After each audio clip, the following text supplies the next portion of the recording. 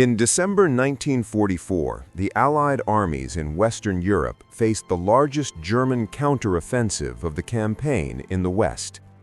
The event is known today as the Battle of the Bulge, or the Ardennes Offensive. It began on 16 December 1944. One small Belgian town became the focal point of the entire operation, Bastogne. A road junction where 7 major routes converged. Its control was essential for German movement. The 101st Airborne Division, together with attached units, was rushed forward and soon found itself completely surrounded. The story of Bastogne is a record of command decisions, logistics under extreme conditions, and the exact timing that determined whether an entire division would be lost. This account draws only from the official U.S. Army records, Eisenhower's own memoir, and contemporary staff accounts. It follows the verified dates, numbers, and statements step by step. On 16 December 1944, the German Ardennes offensive opened across a 50-mile front. Within days, the 101st Airborne Division and supporting elements, approximately 11,000 enlisted men and 800 officers in the division corps, with total garrison strength reaching 18,000 to 22,800, were ordered to Bastogne. By 19 December, the town was fully surrounded. German forces outnumbered the defenders nearly 3-to-1. The weather had grounded Allied aircraft, eliminating air resupply and close air support. Ammunition was rationed, artillery shells were nearly depleted, and medical supplies were running low. The siege lasted from 20 December until 26 December 1944.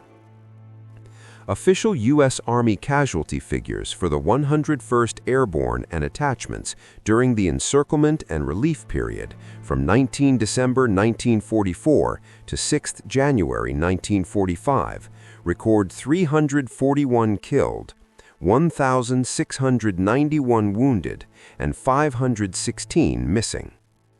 The opposing German strength around Bastogne reached approximately 54,000 men. These numbers come directly from the U.S. Army Center of Military History and have remained unchanged in official tallies since the 1945 reports. On 19 December 1944, Supreme Allied Commander Dwight Eisenhower convened an emergency meeting at Verdun, France. Present were senior American commanders, including Lieutenant General George Patton, commander of the 3rd Army, then operating 100 miles south in the Saar region. Eisenhower opened a conference with a measured statement. "The present situation is to be regarded as one of opportunity for us and not of disaster. There will be only cheerful faces at this conference table." He then asked each general how quickly a relief force could reach Bastogne. Most began calculating supply lines and troop availability. Patton spoke next. His verified response, recorded by multiple witnesses and later confirmed in staff diaries, was, "I can attack with 3 divisions in 48 hours, or by the morning of the 23rd. Eisenhower pressed for clarity.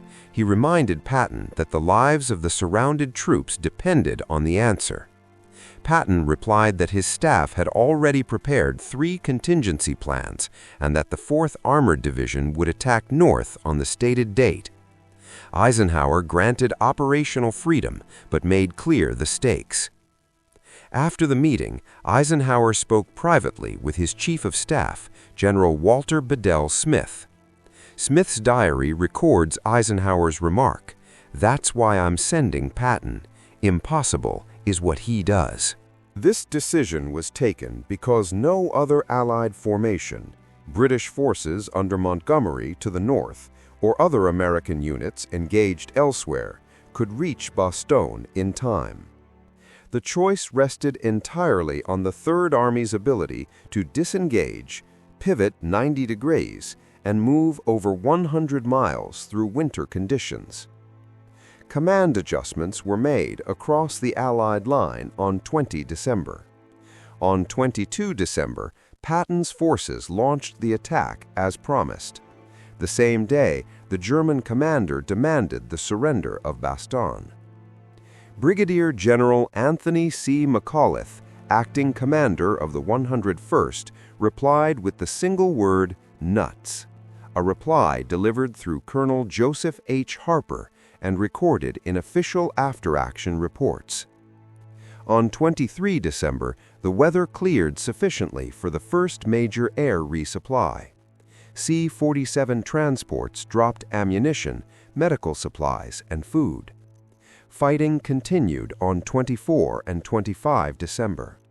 Patton's advance was slowed by winter conditions, German resistance, and difficult terrain. On 26 December, at 1650 hours, lead elements of the 4th Armored Division, specifically the tank Cobra King from the 37th Tank Battalion, made contact with the 101st Airborne. The corridor, though narrow, was open. The siege was lifted.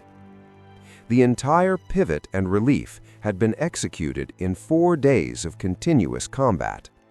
Official histories describe it as one of the most rapid large-scale maneuvers of the war in Europe. In the days following the relief, Eisenhower issued several verified statements. In his official communiqué of 27 December 1944, he said, "The relief of Bastogne by elements of Lieutenant General Patton's Third Army represents one of the outstanding achievements of this war. The speed and coordination displayed demonstrates the highest levels of operational art." To Army Chief of Staff General Marshall, he wrote more candidly that Patton had prevented a disaster that would have raised questions about Allied strategy and his own leadership. In his 1948 memoir, Crusade in Europe, Eisenhower devoted a full section to the operation. He stated, "General Patton's relief operation stands as one of the war's pivotal moments. The rapid movement of 3 divisions, the coordination required, and the aggressive execution under terrible conditions showcased American military excellence. History will debate many aspects of the war, but Bastogne's relief is beyond debate. It was operational genius." Eisenhower also noted the long-standing command relationship. He had spent years managing Patton's difficult personality, yet on this occasion, the result justified every previous decision to retain him. Contemporary accounts show a range of internal views. Eisenhower initially considered Patton's 48-hour promise extremely ambitious and pressed him for absolute certainty.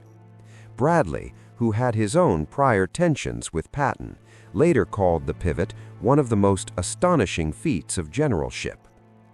British Field Marshal Montgomery, whose forces held the northern shoulder, received a message from Eisenhower praising the American operation as proof of Allied capability. In the American command, the temporary shift of some armies to Montgomery on 20 December created friction, yet the relief itself produced no lasting controversy. All senior officers agreed the outcome was successful and timely. The relief of Bastogne on December 26, 1944, ended the immediate threat to the 101st Airborne and helped stabilize the southern shoulder of the Bulge. The broader Battle of the Bulge continued until January 25, 1945. Today, more than 80 years later, the event remains purely historical. Bastogne is a place of pilgrimage with museums and annual commemorations, including the traditional Nuts Weekend. The facts, dates, and casualty figures reviewed here have not been revised in official U.S. Army records since the war's end. Eisenhower's final written assessment in his memoir still stands. The rapid relief demonstrated what coordinated American forces could achieve under the most difficult conditions. If this factual account was useful, Please leave a comment with any specific date or name you would like examined in a future episode. Subscribe and turn on notifications so you never miss a verified chapter of World War II history. We will see you in the next documentary.